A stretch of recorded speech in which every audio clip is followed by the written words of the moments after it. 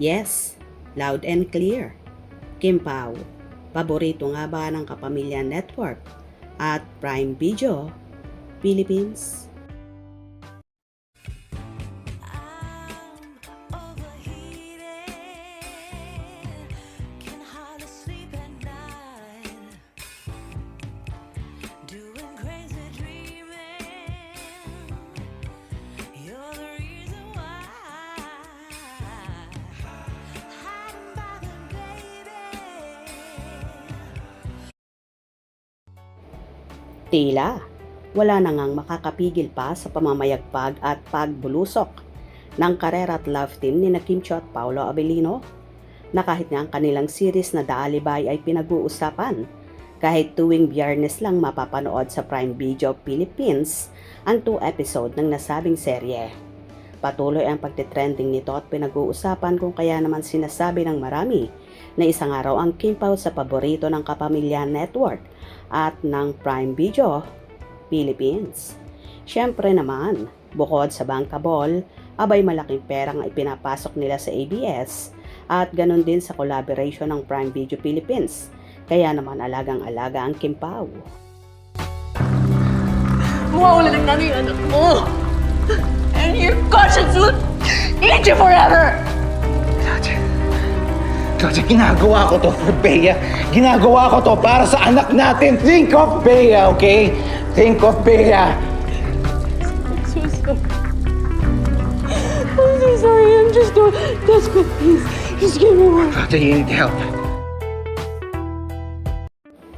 Patuloy na pinapatunayan ni Kim at Paolo, o mas kilala bilang mga minamahal na tambalang Kim Pao, na sila ang kasalukuyang pambato ng Kapamilya Network at ng Prime Video Philippines sa gitna ng patuloy na pag-akyat ng views at pag-trending ng kanilang pinakabagong serye na The Alibay.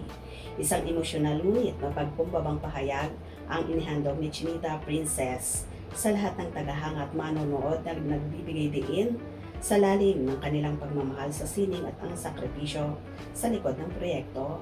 Mula pa noong nag-umpisa ang serye, araw-araw na tinututukan ng mga netizen ang bawat kabanata ng The Alibay. Kaya naman hindi na nakapagtataka na patuloy itong nagre-reyna sa Prime Video at nagba-viral sa iba't ibang social media platforms, lalo na sa X, dating Twitter. Ang views nito ay palakas ng palakas na nagpapahiwatig ng matibay na pagsalig ng madla sa kalidad ng serye. Sa kanyang pinakahuling pahayag, pinahayag ni Kim Chiu, ang Kapamilya actress at TV host, ang kanyang taus-pusong pasasalamat at pag-asa.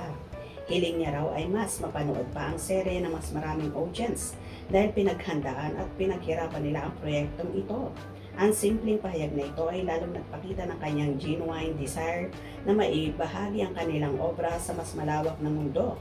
Isang patunay na hindi lang ito tungkol sa fame, kundi sa artistry. Ayon sa mga netizens at nakakapanood, ang pahayag ni Kim Chiu ay nakakabilib at nakaka-touch dahil deserve naman talaga ng The Alibay ang atensyon ng lahat. Sa mataas na kalidad ng paggawa at sa versatility ni Kim Pao, bagay na bagay daw na maipalabas ito sa iba't ibang streaming platform o maging sa mas malaking reach ng telebisyon. Ipinakita lang nito kung gaano ka-proud ang mga tagahanga sa tagumpay ng serye na tinaguriang isang pasabog sa Prime Video. Ang The Alibay ay hindi lamang simpleng serye. Isa itong high-caliber content na sumasalamin sa kakayahan ng mga Pilipinong gumawa ng dekalidad na drama na kaya makipagsabayan sa international na pamantayan. Kinikilala ang Prime Video bilang isang plataforma na nag-feature na mga ganitong klase ng content, kaya naman masayang-masaya ang mga fans sa naging collaboration na ito sa pagitan ng ABS-CBN at ng streaming giant. Ito ang ika-4 na proyekto ng Kim Pao sa ABS-CBN at ang bawat isa ay tila mas lalo pang nagiging daring at intense kumpara sa mga nauna.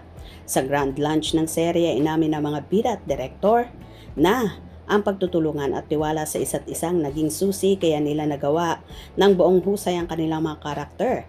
Nakita ng mga manonood kung gaano sila kaseryoso at ka-dedicated sa kanilang craft, na lalong nagpa-interes sa buong kwento at nagpaibig sa kanilang tambalan. Ang tagumpay ng serye ay patunay na kayang-kaya ng Kim Pao ang mga karakter na iba pa ang mga ginawa nila noon, na nagpapakita ng kanilang pagiging versatile na aktor. Hindi man talaga mawawala ang mga bashers at kritiko sa online world. Nananatili namang matatag at nagkakaisang tambalang Kimpaw at ang kanilang mga hukbo na mga taga-suporta sa kabila ng mga maaasahang salita. Nandyan pa rin ang mga solid kapamilya at mga fans na handang sundan at ipagtanggol ang kanilang mga iniidolo. Ayon sa mga tagahanga, ang tatag ng samahan ng Kimpaw ay kasing tatag din ang pagmamahala at suporta ng kanilang fans. Kahit pa marami ang nagtatanong tungkol sa love story ng dalawa sa totoong buhay, mas naging kampante ang lahat na makita silang masaya, nagtutulungan sa isa't isang proyekto. Ang buong Kimpaw Ladya ay handang gawin ang lahat ng makakaya para mapanatili ang positibong pananaw at itangi ang negatibong komento. Ang patuloy na kasikatan ng Kimpaw ay nagpapatunay na mali ang mga kritiko na nagsasabing hindi sila kayang magbigay ng bigating proyekto. O diba, halos lahat talaga ay pinapalakpakan ang pang world class na aktingan dito sa Alibay, kaya palaging tumutok at wag na wag bibitiw sa mga maiinit na ganap. Hope you enjoyed. Please subscribe for more info.